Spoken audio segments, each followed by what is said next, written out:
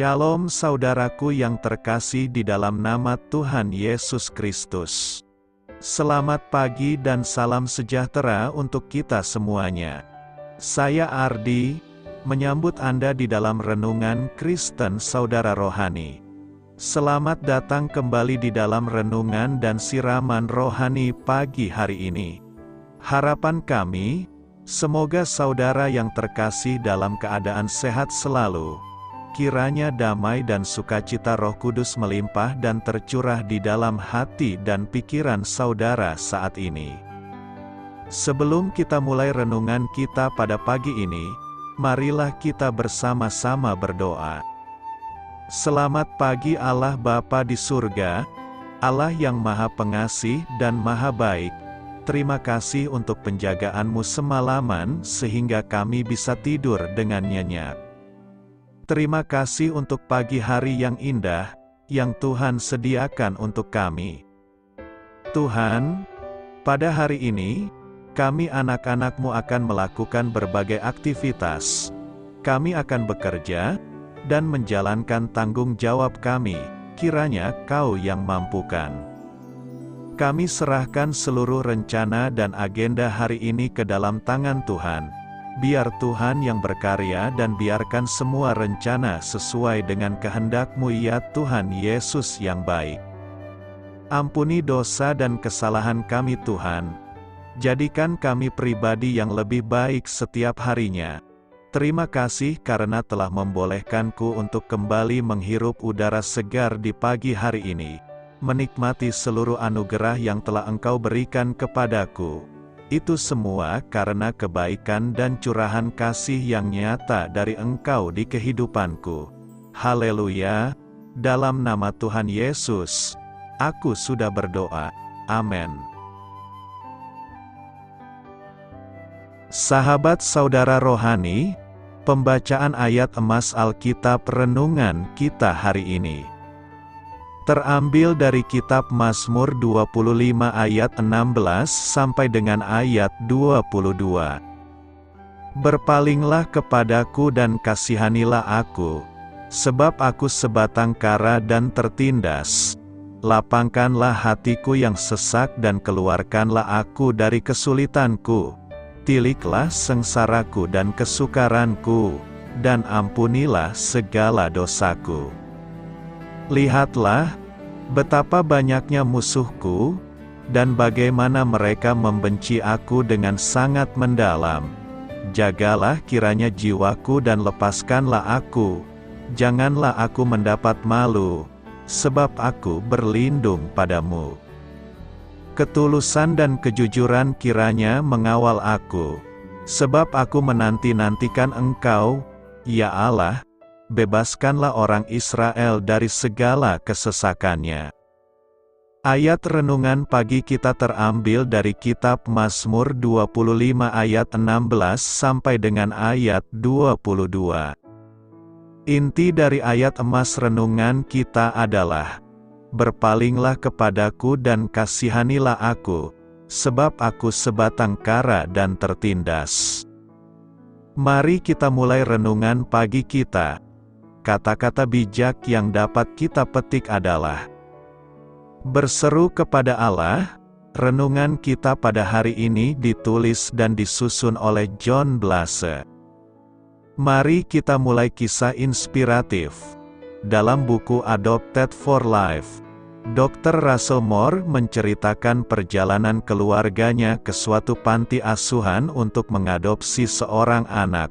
Ketika memasuki kamar anak-anak, kesunyian ruangan itu membuat mereka terkesiap. Bayi-bayi di dalam buaian itu tidak pernah menangis, bukan karena mereka tidak pernah membutuhkan apapun, tetapi karena mereka menyadari tidak ada seorang pun yang cukup peduli untuk menanggapi mereka. Hati saya perih saat membaca kata-kata itu. Saya teringat malam-malam yang tak terhitung banyaknya ketika anak-anak kami masih kecil. Meski sudah tertidur lelap, saya dan istri akan segera terbangun mendengar teriakan mereka.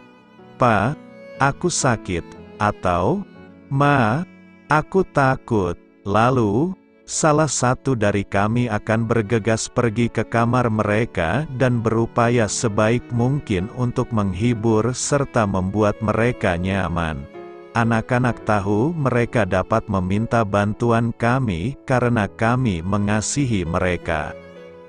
Ada begitu banyak mazmur yang berisi seruan atau ratapan kepada Allah. Israel menyampaikan ratapan mereka kepadanya atas dasar hubungan pribadinya dengan mereka. Inilah umat yang disebut Allah sebagai anaknya yang sulung, dan mereka meminta Bapa mereka untuk bertindak sebagaimana mestinya. Kepercayaan yang tulus seperti itu ditunjukkan dalam Mazmur 25, "Berpalinglah kepadaku dan kasihanilah aku. Keluarkanlah aku dari kesulitanku." Anak-anak yang meyakini kasih sayang pengasuhnya akan menangis.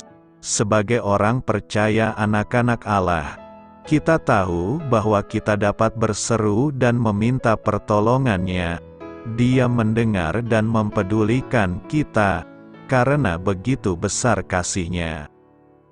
Marilah kita renungkan di dalam hati kita, seberapa nyamankah Anda mengungkapkan seruan Anda kepada Allah? Mengapa demikian? Bagaimana Anda dapat menyatakan ratapan Anda kepada Allah hari ini? Hal ini patut kamu ketahui.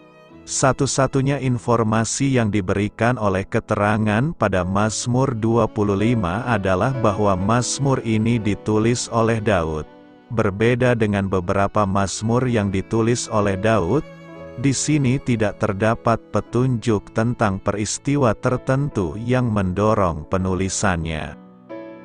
Dilihat dari isi Mazmur, sejumlah ahli Alkitab menduga bahwa ini mungkin ditulis pada waktu Daud dikejar-kejar oleh Saul atau Absalom. Namun, karena Mazmur ini mengungkapkan rasa penyesalan, banyak juga yang berpendapat bahwa Mazmur ini kemungkinan ditulis setelah perbuatan dosa yang dilakukan Daud dengan Batsyeba. Apapun alasannya, Mazmur 25 adalah sebuah ratapan pribadi, bukan ratapan seluruh bangsa. Ciri khasnya adalah penggunaan akrostik, yaitu setiap baris dimulai dengan huruf-huruf yang berurutan dalam abjad Ibrani. Ini adalah perangkat sastra yang sengaja digunakan dalam syair Ibrani untuk memudahkan penghafalannya. Ciri serupa juga terdapat dalam Mazmur 34, 37, 111, 112, 119, dan 145. Jalan Tuhan adalah kasih setia dan kebenaran. Mazmur 25 ayat 10 berkata, "Segala jalan Tuhan adalah kasih setia dan kebenaran bagi orang yang berpegang pada perjanjiannya dan peringatan-peringatannya." Bagi orang-orang percaya, segala jalan Tuhan adalah kasih dan kebenaran. Di dalam jalannya ada cinta yang hangat, kasih yang memulihkan dan memuaskan hasrat kita. Dalam kasih-Nya ada kesetiaan kepada kita. Orang yang siap menerima hadirat Allah setiap hari akan mengalami Tuhan dan berkobar sepanjang waktu. Firman Tuhan menjamin, barang siapa berpegang pada perjanjian dan peringatannya, maka dia akan mengalami jalan Tuhan yang penuh kasih setia dan kebenaran. Jalan kasih setia adalah jalan yang diberikan oleh Tuhan kepada manusia yang penuh dengan kasih setia. Jalan ini diberikan sebagai wujud kasih setia Allah. Wujud perhatian dan pembelaan Allah kepada orang-orang yang berpegang pada perjanjian Allah dan peringatan-peringatannya. Mengapa kasih setia harus diberikan? Karena tidak banyak orang yang tetap berpegang kepada jalan Tuhan. Jalan Tuhan seakan adalah beban. Jalan Tuhan seakan adalah tidak sesuai dengan kebutuhan. jalan Tuhan adalah seakan tidak sanggup memberikan solusi atas persoalan-persoalan hidupnya, sehingga mereka lebih suka memilih jalan sendiri. Segala jalan Tuhan adalah kasih setia. Artinya tidak ada malapetaka di dalam jalan Tuhan. Tidak ada kecelakaan atau kehancuran di dalam jalan Tuhan. Meski sering jalan Tuhan susah dimengerti dengan akal sehat, kadang jalan Tuhan tidak sanggup kita mengerti. Tetapi apapun yang terjadi, firman Tuhan menyatakan bahwa segala jalan Tuhan adalah kasih setia. Adalah tidak mudah memahami dan mengerti jalan-jalan Tuhan itu, sebab rancanganku bukanlah rancanganmu, dan jalanmu bukanlah jalanku, demikianlah firman Tuhan. Seperti tingginya langit dari bumi, demikianlah tingginya jalanku dari jalanmu dan rancanganku dari rancanganmu. Karena tak mampu memahami jalan Tuhan, kita seringkali memaksa Tuhan untuk mengikuti kemauan, kehendak dan rencana kita, tetapi kita sendiri tidak mau mengikuti jalan-jalan Tuhan. Jalan Tuhan itu memang sulit untuk dimengerti dan serasa tidak masuk akal. Orang yang hanya terfokus pada hal-hal yang lahiriah akan mudah kecewa dan bersungut-sungut kepada Tuhan. Seperti bangsa Israel, nenek moyang kami di Mesir tidak mengerti perbuatan-perbuatanmu yang ajaib, tidak ingat besarnya kasih setiamu.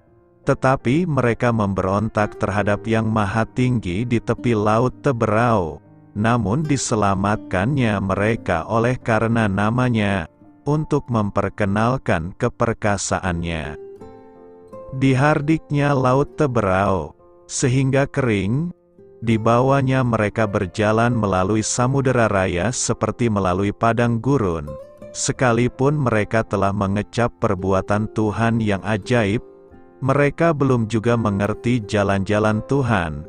Tuhan berkata, 40 tahun aku jemu kepada angkatan itu. Maka kataku, mereka suatu bangsa yang sesat hati, dan mereka itu tidak mengenal jalanku. Sebab itu aku bersumpah dalam murkaku, mereka takkan masuk ke tempat perhentianku. Kalau kita tidak mengenali jalan-jalan Tuhan, kita tidak akan memiliki pengalaman iman berjalan bersamanya. Dengan memahami jalannya, kita juga akan semakin mengenal pribadinya. Lihat, aku hendak membuat sesuatu yang baru, yang sekarang sudah tumbuh. Belumkah kamu mengetahuinya? Ya, aku hendak membuat jalan di padang gurun dan sungai-sungai di padang belantara. Indah rencanamu Tuhan di dalam hidup ini. Walau kita tak mengerti semua jalanmu, namun satu hal kita percaya, ada rencananya yang indah. Walau terkadang jalan-jalan Tuhan terasa berat untuk diikuti, selalu ada rencananya yang indah dan semua itu mendatangkan kebaikan bagi kita. Pertanyaan kita sekarang adalah bagaimana agar kita dapat mengerti jalan-jalan Tuhan. Pertama, kita harus rendah hati. Tuhan membenci orang sombong, yaitu orang yang mengandalkan kekuatan dan caranya sendiri dalam menentukan jalan kehidupannya. Kenyataan firman Tuhan ini menegaskan kepada kita bahwa Dia hanya dapat membimbing orang yang memang mau dibimbingnya. Artinya rendah hati. Tanpa kerendahan hati, tidak seorang pun dapat menolong kita, karena kitalah Tuhan atas diri kita sendiri. Sudahkah kita cukup rendah hati untuk dibimbing dan dituntun oleh Bapa? Ia membimbing orang-orang yang rendah hati menurut hukum, dan Ia mengajarkan jalannya kepada orang-orang yang rendah hati. Kedua, kita harus takut akan Tuhan. Apa gambaran dalam pikiran kita mengenai ini? Takut akan Tuhan bukanlah ketakutan, tetapi saya bantu bahasakan dengan taat, hormat, dan tunduk kepada Tuhan. Dengan memiliki roh yang takut akan Tuhan, kita dapat ditunjukkan jalan kebahagiaan dari Tuhan. Siapakah orang yang takut akan Tuhan? Kepadanya Tuhan menunjukkan jalan yang harus dipilihnya. Orang itu sendiri akan menetap dalam kebahagiaan dan anak cucunya akan mewarisi bumi. Tuhan bergaul karib dengan orang yang takut akan Dia, dan perjanjiannya diberitahukannya kepada mereka. Tuhan terkadang memang harus menghajar dan mendidik kita dengan keras saat kita tidak taat, agar kita diajari jalan-jalannya. Tetapi sadarkah kita, bahwa Dia teramat baik, Dia menghajar untuk kebaikan kita dan Dia juga yang akan menyembuhkan dan membalut luka-luka kita. Dalam Hosea 6 ayat 3 menegaskan berulang-ulang kepada kita agar kita berusaha sungguh-sungguh untuk mengenal Tuhan. Dia akan muncul seperti fajar yang menghangatkan hati yang dingin, dan seperti hujan yang membasahi tiap hati kita yang gersang, sehingga akan ada semangat yang selalu baru di dalam jalan-jalannya. Karena itu, marilah kita berjalan dalam jalan Tuhan dengan kasih setia dan kebenaran Tuhan.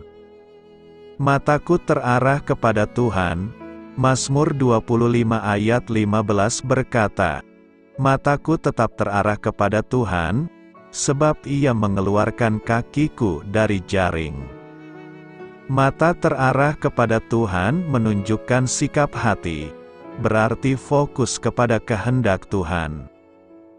Kita bergantung sepenuhnya kepada Tuhan.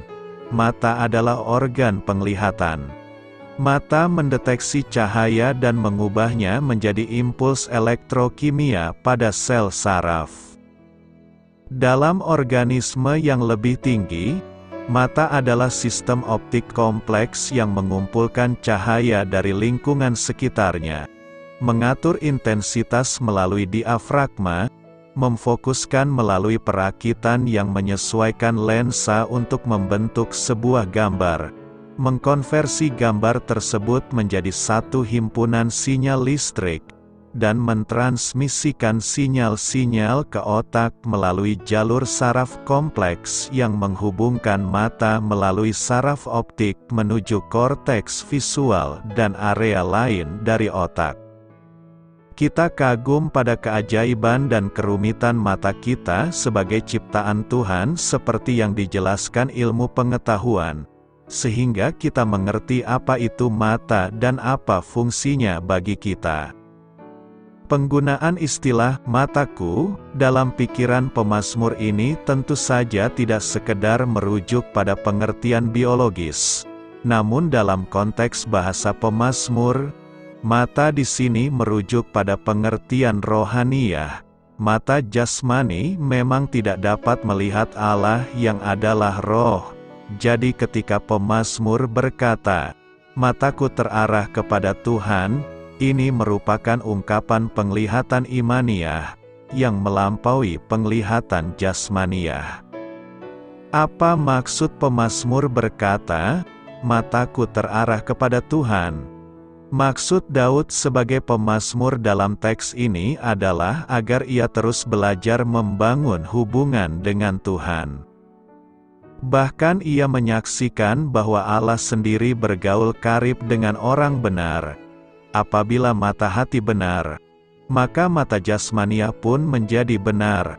Orang yang memiliki kedekatan dengan Tuhan, selalu suka melihat hal-hal yang benar dalam hidupnya setiap hari. Pasti ia suka membaca dan merenungkan firman Tuhan, senang melihat sesama yang memerlukan perhatian kasih. Ia sangat peka terhadap dosa. Ia suka melihat jiwa-jiwa tersesat. Sebaliknya, kalau mata tidak dikuduskan, maka seperti Daud sendiri, ia terjatuh dalam dosa dengan matanya, yang akhirnya membuat ia mengalami banyak malapetaka. Ketika Daud mengakui dosanya, Tuhan pun mengampuni dia, dan ini tercermin dari persekutuan pribadinya dengan Tuhan. Apa yang kita lihat dengan mata kita sekarang? Bukankah dunia yang penuh dengan segala daya tarik dan hawa nafsunya ini selalu ingin menggiring kita agar memandangnya? Dunia yang diwarnai dengan keinginan daging, keinginan mata, serta keangkuhan, berada pada posisi yang terus-menerus melawan orang benar. Orang benar pasti terus dan harus berjuang dengan iman untuk mengalahkannya. Karena itu, mari kita arahkan mata kita tertuju pada Tuhan. Apa kata Alkitab mengenai cara mengatasi nafsu? Mari kita menjawab. Banyak istilah di dalam Alkitab yang diterjemahkan sebagai keinginan penuh gairah. Keinginan yang kuat mungkin baik ataupun jelek, tergantung pada objek dari keinginan tersebut dan motivasi yang terkandung. Allah menciptakan hati manusia dengan kapasitas untuk bergairah menginginkan sesuatu supaya kita menanti Dia dan kebenarannya. Akan tetapi, konsep nafsu seringkali diasosiasikan dengan keinginan bergairah akan sesuatu yang dilarang oleh Allah. Dan kata ini seringkali kita jumpai dengan keinginan seksual ataupun materi. Yakobus 1 ayat 14-15 memberi kami sebuah perkembangan nafsu yang tidak terkontrol. Tetapi tiap-tiap orang dicobai oleh keinginannya sendiri, karena ia diseret dan dipikat olehnya. Dan apabila keinginan itu telah dibuahi, ia melahirkan dosa. Dan apabila dosa itu sudah matang, ia melahirkan maut. Menurut ayat ini, nafsu berdosa dimulai dengan keinginan yang jahat. Digodai oleh kejahatan bukanlah dosa, Yesus juga dicobai. Dosa dimulai ketika keinginan jahat menyeret kita pergi dari keadaan yang selayaknya hati kita berdiam. Ketika keinginan jahat memperkenalkan diri, kita mempunyai pilihan. Kita bisa menolaknya seperti Yesus menolaknya dan memfokuskan diri kepada jalan yang telah disediakan Allah, atau kita dapat mempertimbangkannya, seperti seseorang pernah bertutur, kita tidak bisa menghentikan burung berterbangan di atas kita, tetapi kita dapat memastikan mereka tidak membangun sarang di kepala kita. Ketika godaan menghalau, kita perlu ingat bahwa kita bukan tidak berdaya. Kita dapat memilih untuk berserah atau menentangnya. Salah satu penyebab kita diseret pergi oleh godaan adalah karena kita terpikat olehnya. Kata ini dalam bahasa Yunani merujuk kepada kait pada alat pancing. Ketika seekor ikat mengamati cacing yang menggeliat, ia tertarik dan menelannya. Ketika kait sudah tertancap, ia dapat diseret pergi. Ketika kita menghadapi godaan, kita layaknya langsung menolaknya sebagaimana dilakukan Yusuf ketika ia digoda istri Potifar. Kelengahan dan keraguan membuka pintu bagi keterpikatan. Roma 13 ayat 14 menjuluki keraguan itu, merawat tubuhmu untuk memuaskan keinginannya.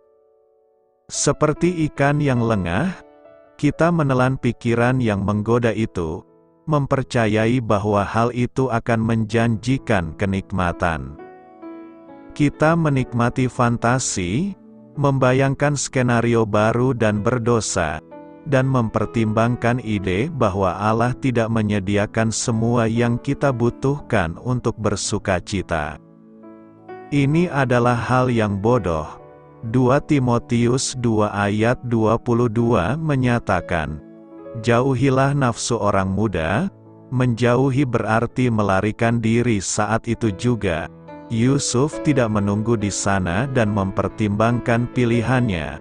Ia mengenali godaan seksual, dan ia lari. Ketika kita ragu, kita sedang mengadakan tempat luang bagi kedagingan kita dan memberinya kesempatan memilih yang jahat. Seringkali, Kita diatasi oleh kuasanya. Samson adalah seorang yang kuat secara jasmani, tetapi ia tidak kuat menghadapi nafsu pribadinya. Langkah berikutnya dalam perkembangan godaan, menurut Yakobus 1, adalah keinginan beranak. Nafsu dimulai dari benih, sebuah pikiran yang penuh dengan keinginan yang salah. Jika kita memperbolehkan benih nafsu itu berakar, mereka akan bertumbuh menjadi sesuatu yang lebih besar, lebih kuat, dan lebih sulit dicabut. Godaan menjadi dosa apabila ia diperbolehkan bertunas. Keinginan bertumbuh dan menjadi nafsu. Yesus menjelaskan bahwa nafsu adalah dosa. Walaupun kita tidak bertindak atas keinginan itu, hati kita adalah tempat tinggal Allah, dan ketika kita memperbolehkan kejahatan tumbuh di sana, kita sedang mengotori bait-Nya.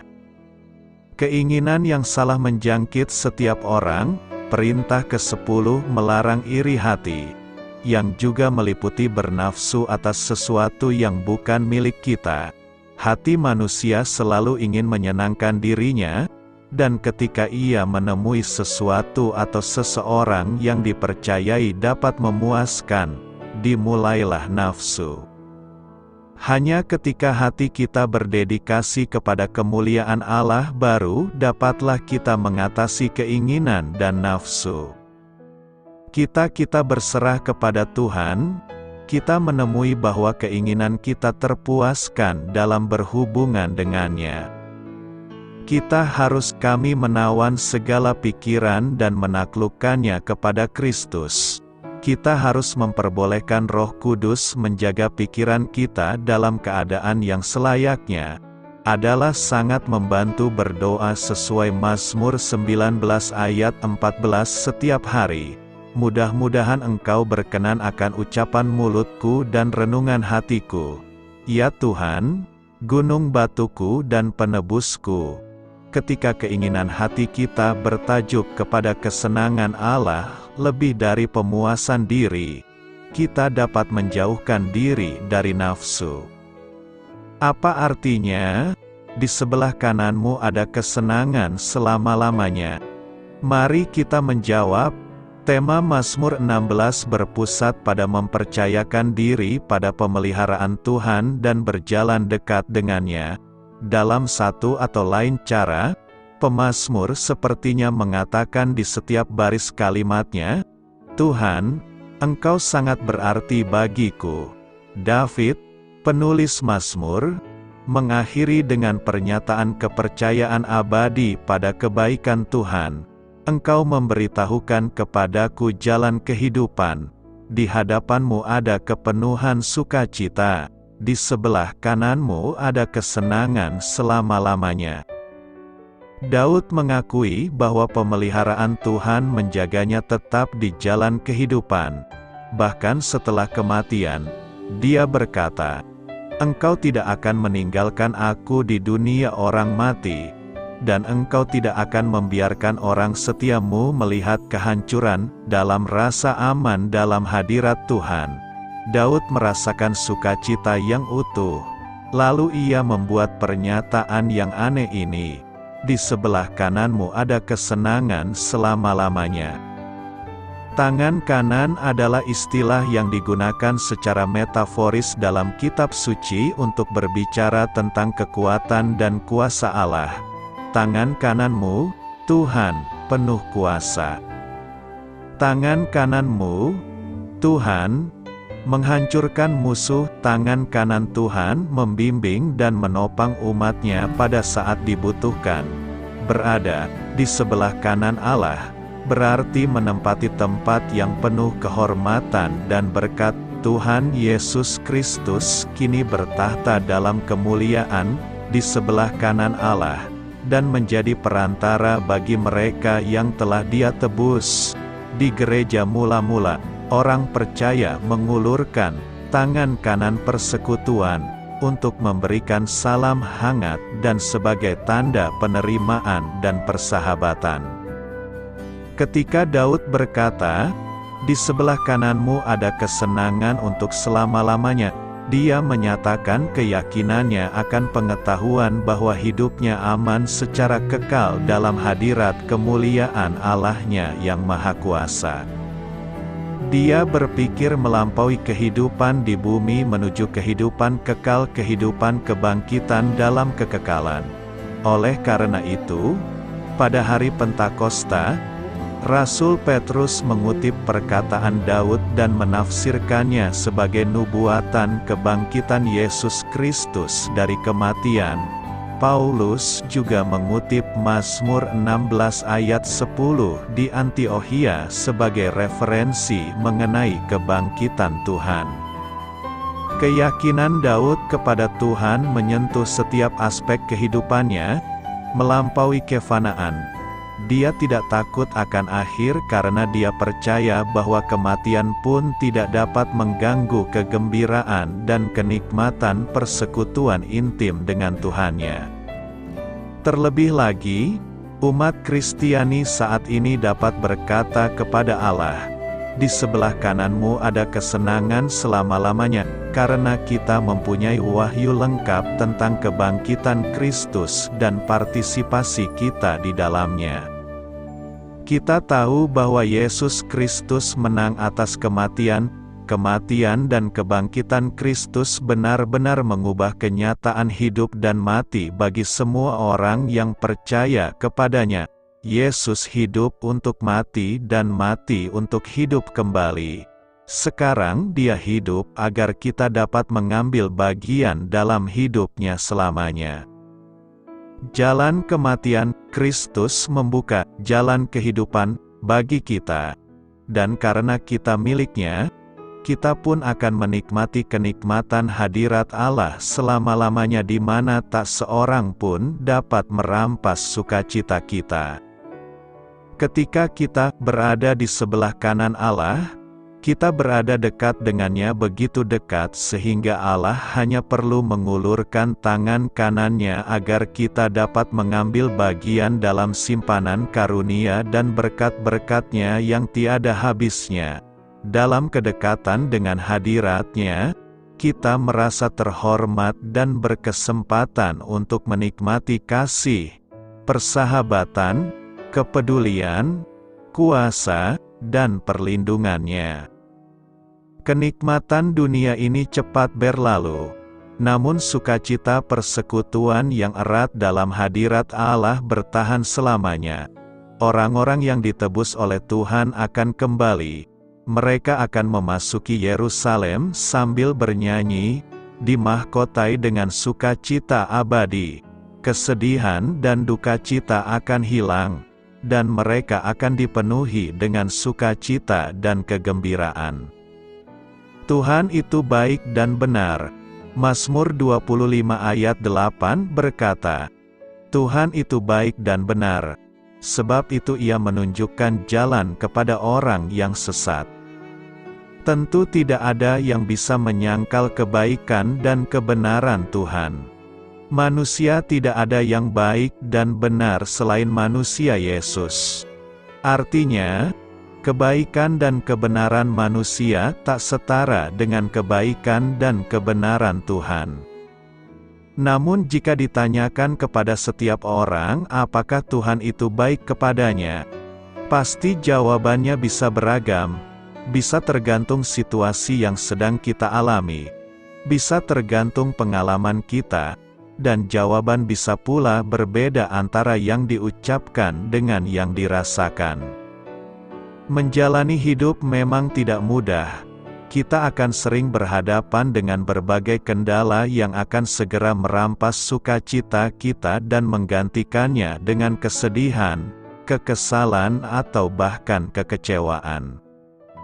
Di saat seperti itu kita akan melupakan segala kebaikan Tuhan yang sebenarnya nyata dalam hidup kita. Mereka mengira bahwa jika Tuhan itu baik, maka itu artinya hidup mereka seharusnya 100% tanpa masalah. Padahal seharusnya bukan demikian.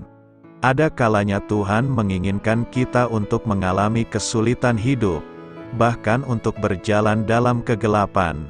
dan itu supaya kita memiliki mental dan iman yang terlatih kuat, dan tentu saja agar kita belajar untuk mengandalkan Tuhan sepenuhnya. Ketika Tuhan menciptakan segalanya pada awal penciptaan, Tuhan memberi sebuah kesimpulan bahwa semua ciptaannya itu bukan hanya baik, tetapi dikatakan, sungguh amat baik. Tidak satu pun yang Dia ciptakan asal-asalan atau tanpa rencana. Jika terhadap alam semesta dan segala tumbuhan, hewan yang ada di muka bumi ini saja Dia rencanakan dengan matang. Hingga hasilnya, sungguh amat baik, apalagi terhadap kita, manusia ciptaannya yang dibuat sesuai gambar dan rupanya sendiri, dibuat hampir sama dengan Allah dan diberikan kemuliaan dan hormat. Kebaikan Tuhan juga nyata di dalam perbuatan-perbuatan baiknya bagi manusia. Dengan tegas Daud mengatakan, Tuhan itu baik dan benar, dalam nas hari ini. Juga pemazmur menegaskan kebaikan Tuhan itu dalam Mazmur 145. Sepanjang pasal 145 Daud berbicara mengenai pujian akan kemurahan atau kebaikan Tuhan bukan hanya terhadap dirinya tetapi terhadap semua manusia, bahkan terhadap segala ciptaannya. Semua itu menggambarkan kebaikan Tuhan bagi kita. Fakta menarik mengenai kebaikan Tuhan dengan kasih tanpa batas, the unconditional love, bisa pula kita lihat dari apa yang dikatakan Yesus sendiri. Tuhan adalah Allah yang menerbitkan matahari bagi orang yang jahat dan orang yang baik, dan menurunkan hujan bagi orang yang benar dan orang yang tidak benar. Orang yang jahat dan tidak benar pun masih Dia perhatikan. Bukankah itu bukti nyata bagaimana baiknya Allah? Dia tetap memelihara dan merindukan orang-orang seperti ini untuk bertobat. Tuhan tetap menempatkan orang-orang jahat dan tidak benar itu dalam perhatiannya dan terus memberi kesempatan untuk bertobat. Dia bisa saja langsung menghanguskan orang jahat dalam seketika untuk hancur menjadi debu dan segera dilemparkan ke api dan belerang menyala-nyala di neraka. Kita tahu pasti bahwa Tuhan lebih dari sanggup dan berhak untuk itu, namun kebaikan dan kasih Tuhan membuatnya untuk terus memberi kesempatan bagi orang-orang jahat untuk segera bertobat dan kembali ke dalam pangkuannya. Jika kita masih hidup dan punya kesempatan untuk bertobat hari ini, bukankah itu pun merupakan bukti betapa baiknya Tuhan? Dalam menghadapi hidup seringkali kita melupakan kebaikan Tuhan dan malah terjerumus ke dalam berbagai keputusan-keputusan atau memilih alternatif-alternatif yang salah. Dalam Kisah Para Rasul 14 kita melihat pula bagaimana kecewanya Paulus dan Barnabas ketika melihat rakyat Likaonia malah menyembah dewa saat mukjizat Tuhan dinyatakan atas orang yang sakit. Hai kamu sekalian, mengapa kamu berbuat demikian? Kami ini adalah manusia biasa sama seperti kamu. Kami ada di sini untuk memberitakan Injil kepada kamu, supaya kamu meninggalkan perbuatan sia-sia ini dan berbalik kepada Allah yang hidup, yang telah menjadikan langit dan bumi, laut dan segala isinya. Demikian mereka berseru menegur orang-orang sesat di sana. Lalu mereka melanjutkan, dalam zaman yang lampau Allah membiarkan semua bangsa menuruti jalannya masing-masing. Namun Ia bukan tidak menyatakan dirinya dengan berbagai-bagai kebajikan, yaitu dengan menurunkan hujan dari langit dan dengan memberikan musim-musim subur bagi kamu. Ia memuaskan hatimu dengan makanan dan kegembiraan. Mereka tidak menyadari bagaimana kebaikan Tuhan yang sudah hadir selama ini dari generasi ke generasi. malah melupakan itu semua dan pergi menyembah dewa-dewa. Mungkin kita tidak menyembah dewa, tetapi apakah kita ingat akan semua kebaikan Tuhan baik dalam suka maupun duka, baik dalam keadaan baik maupun buruk?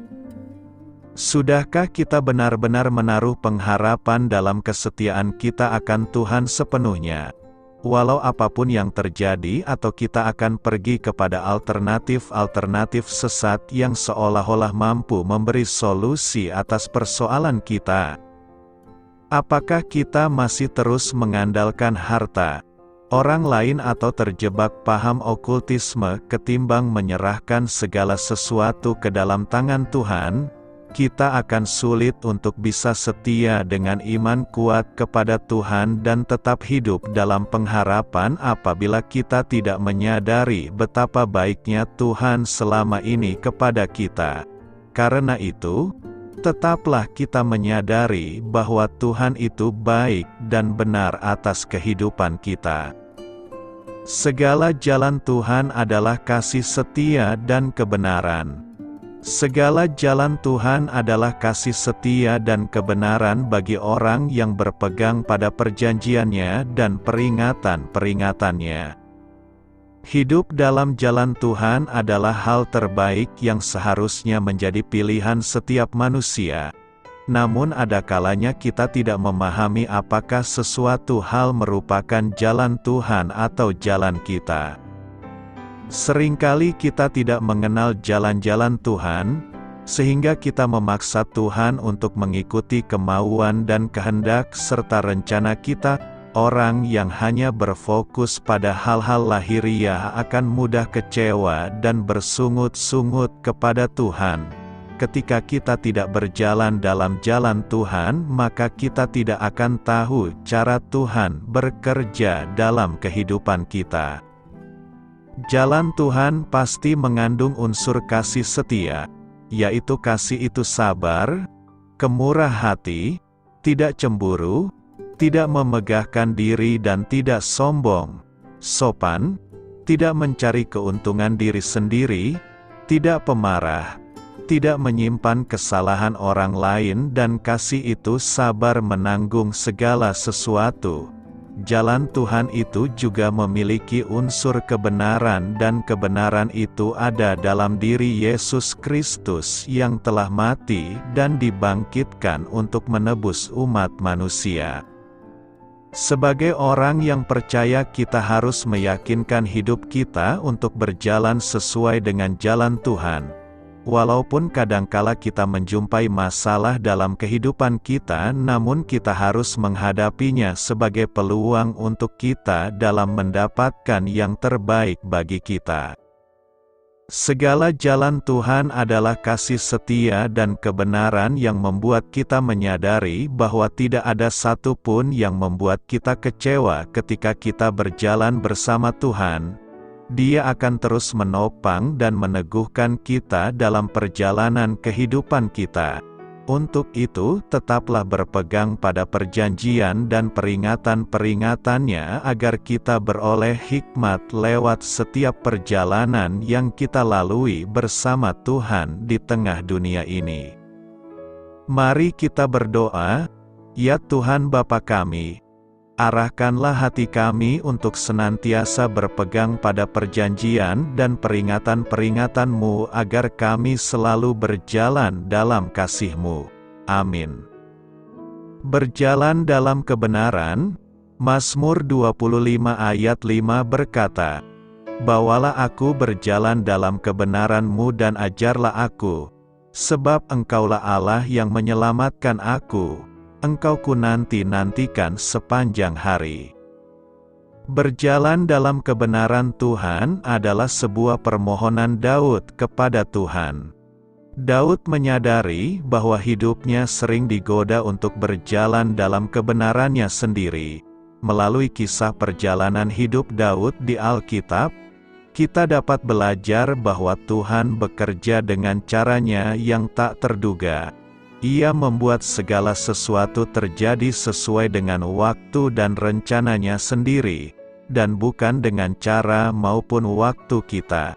Tidak pernah terlintas dalam pikiran Daud bahwa suatu hari kelak ia akan diangkat Tuhan menjadi raja bagi bangsa Israel di usia yang relatif muda. Sebagai seorang penggembala kambing domba, jelas Daud bukanlah seorang yang pantas untuk diperhitungkan untuk menduduki posisi penting oleh siapapun.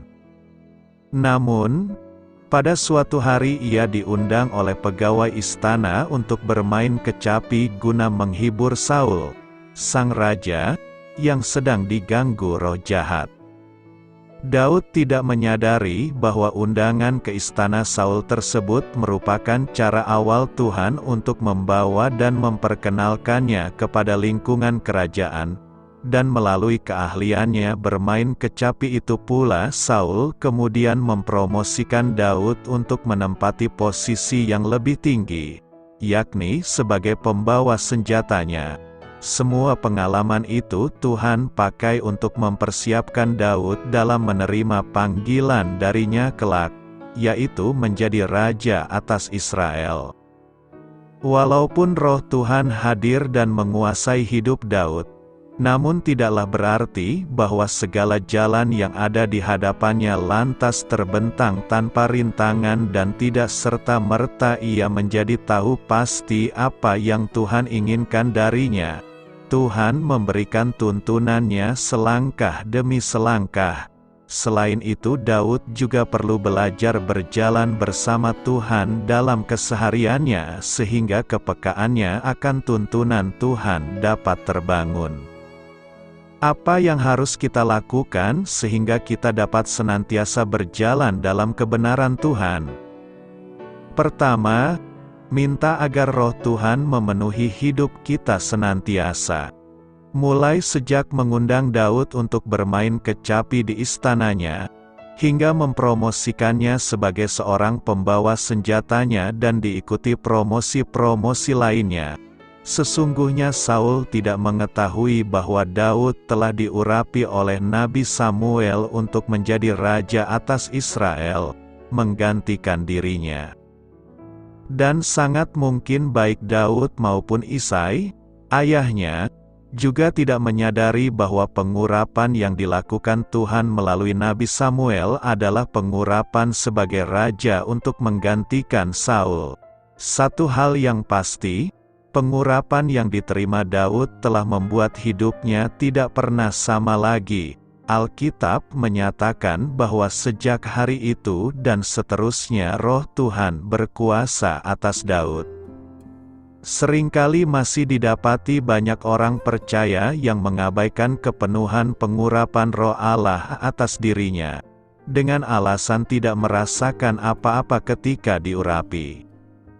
Salah satu kesalahan orang percaya adalah selalu mengukur perkara-perkara ilahi dengan tubuh jasmani. Apabila tubuh tidak merasakan sensasi apa-apa ketika diurapi, maka langsung berkesimpulan bahwa ia tidak menerima apa-apa dari Tuhan. Padahal pengurapan yang turun atas seseorang tidaklah selalu dapat dirasakan oleh tubuh jasmani. Namun yang pasti pengurapan itu akan menuntun kita untuk dapat berjalan dalam penyertaan Tuhan, seperti yang dialami Daud. Kedua, mau senantiasa berjalan dalam kebenaran Tuhan. Daud bukanlah seorang yang tidak pernah berbuat kesalahan. Namun salah satu hal yang membedakan Daud dari pribadi lainnya adalah kesediaannya untuk mau belajar dan berjalan dalam kebenaran Tuhan, bukan dalam kebenarannya sendiri. Ia membiarkan dirinya dipimpin oleh Tuhan dan firman-Nya. Berjalan dalam kebenarannya tidaklah mengenyampingkan fakta bahwa ada orang-orang di sekeliling kita yang tidak menyetujui apa yang kita lakukan, dan karenanya sangat mungkin kita menerima cemoohan, bahkan dianggap bodoh karena melakukan kebenaran. Pokok permasalahan yang seringkali dihadapi oleh manusia sebagai makhluk sosial adalah rasa takut tidak diterima oleh lingkungannya.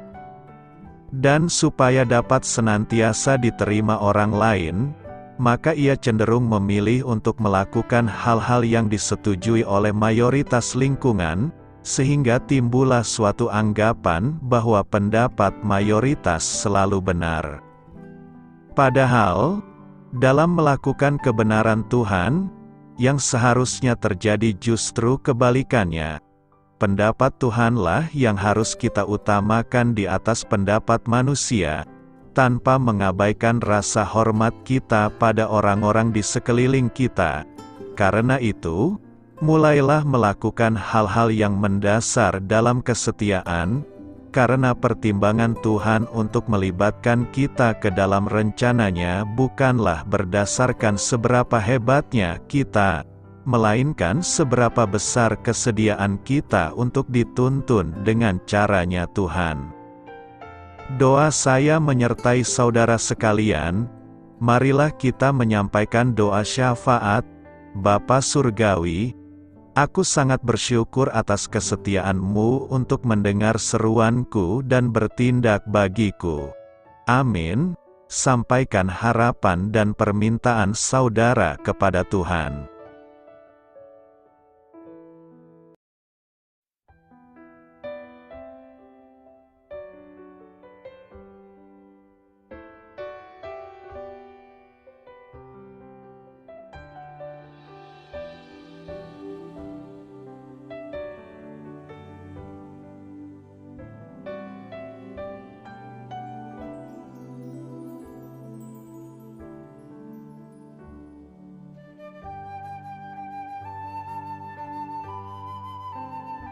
Marilah kita renungkan sahabat saudara rohani.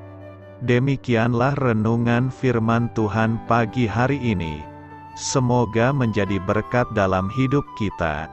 Dan sebelum kita memulai segala aktivitas kita pagi hari ini, marilah kita berdoa. Selamat pagi Bapa, malam hari telah berganti pagi. Kehidupan baru telah Engkau berikan kembali bagi kami. Bapa Surgawi, tolonglah aku menyadari kebutuhan orang lain, supaya aku dapat membagikan apa yang telah Engkau berikan kepadaku. Pada saat aku membutuhkan, berilah aku keyakinan bahwa Engkau akan mencukupkanku, melalui orang-orang yang mengasihi-Mu, bukan karena kami pantas atau layak, namun karena kasih karunia-Mu kami boleh ada, sebagaimana kami ada di pagi hari ini.